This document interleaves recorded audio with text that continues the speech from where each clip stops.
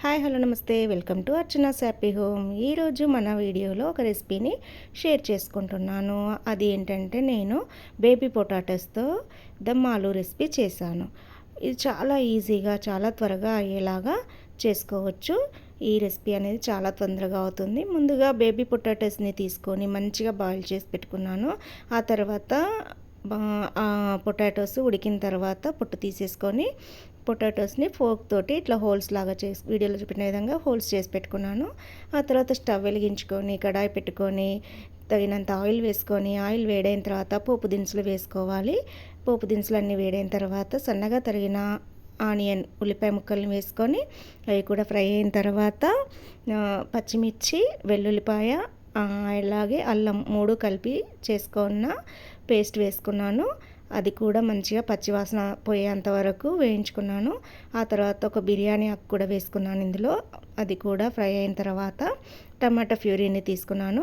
ఒక 2 టమాటోస్ తీసుకొని ప్యూరీ చేసి పెట్టుకున్నాను. ఆ ప్యూరీని ఇందులో వేసేసుకొని ఉడికించుకోవాలి.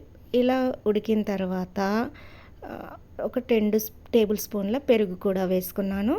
ఇలా పెరుగు కూడా వేసుకొని అంతా మంచిగా మిక్స్ చేసుకున్న తర్వాత ఇప్పుడు మనం ఉడకపెట్టి పెట్టుకున్న ఆలుగడ్డల్ని వేసుకొని ఒకసారి అంతా మంచిగా మిక్స్ చేసుకొని ఆ తర్వాత తగినంత కారం కొంచెం, అంటే ఆల్రెడీ పచ్చిమిర్చి పేస్ట్ వేసాను కాబట్టి ఇప్పుడు కొంచెం తక్కువగా మనకు టేస్ట్కి తగినంత కారము, అలాగే టేస్ట్కి తగినంత ఉప్పు, పసుపు, అలాగే కొంచెం గరం మసాలా పౌడర్ వేసుకొని అన్నీ మంచిగా మిక్స్ చేసుకొని కొంచెం వాటర్ వేసుకొని మూత పెట్టుకొని ఒక 5 నుంచి 10 నిమిషాల వరకు మగ్గించుకోవాలి. ఇలా అంతా మంచిగా మిక్స్ చేసుకొని మంచిగా మూత పెట్టుకొని 5 నుంచి 10 నిమిషాల వరకు మీడియం ఫ్లేమ్లో నేను మగ్గించుకుంటున్నాను. ఇలా 5 నుంచి 10 నిమిషాల తర్వాత మూత తీసుకుంటే ఆలు అండ్ టమాటా పేస్ట్ అంతా మంచిగా ఉడికి కర్రీ అనేది మనకు రెడీ అవుతుంది. అంతే.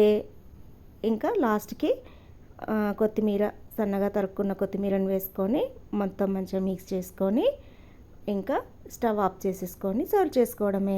ఈ రెసిపీ వచ్చేసి బిర్యానీలోకి కానీ, వైట్ రైస్లోకి కానీ, అలాగే చపాతీలోకి కానీ దేంట్లోకైనా కూడా చాలా చాలా టేస్టీగా ఉంటుంది. ఎంతో ఈజీగా చాలా త్వరగా అయిపోయే ఐటము, అలాగే చాలా చాలా టేస్టీగా ఉంది ఈ రెసిపీ. మీరు కూడా ఒకసారి ట్రై చేస్తారని అనుకుంటున్నాను.